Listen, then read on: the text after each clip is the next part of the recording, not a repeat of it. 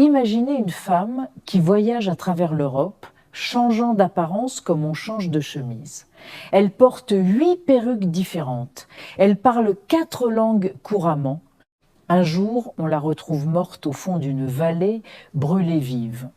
Les étiquettes de ses vêtements ont été soigneusement coupées avec des ciseaux, ses empreintes digitales ont été limées.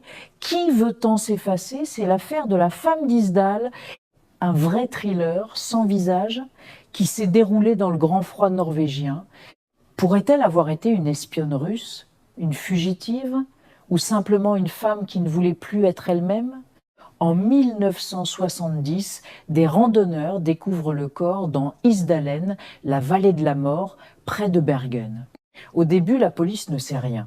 Elle n'a aucune pièce d'identité.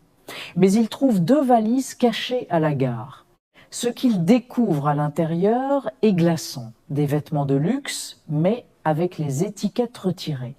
Des lunettes avec des verres de prescription sans force peut être pour cacher ses yeux. Et surtout, un grand nombre de pièces de monnaie, suisses, belges, britanniques, norvégiennes. Une analyse révèle des somnifères dans son estomac.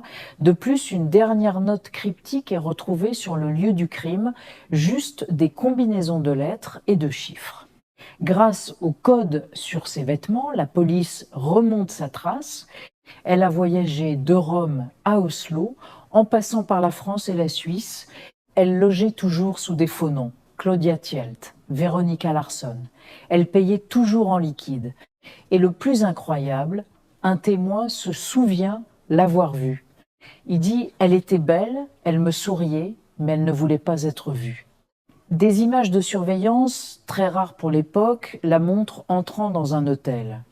On la voit s'arrêter, regarder nerveusement autour d'elle, avant d'entrer. Elle savait qu'elle était suivie. Mais par qui? En pleine guerre froide, la théorie favorite est évidente. Elle était un agent du KGB ou de la CIA. L'Isdal, en Norvège, était un point stratégique pour espionner les sous-marins soviétiques. A-t-elle été éliminée par ses propres services parce qu'elle en savait trop? Ou bien a-t-elle été forcée de se suicider pour ne pas parler?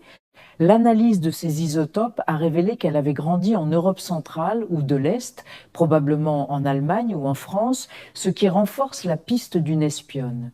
Elle avait probablement subi un entraînement intensif pour changer d'apparence et effacer son identité. Elle a été enterrée dans une tombe anonyme à Bergen.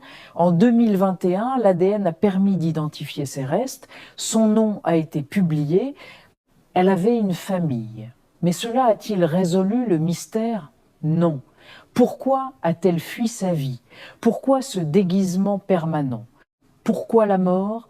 Sa famille n'a jamais expliqué sa vie secrète. Et peut-être qu'elle préférait qu'on l'ignore, car elle ne voulait pas être retrouvée. Elle voulait être un fantôme. Parfois, la vérité est plus triste que la fiction.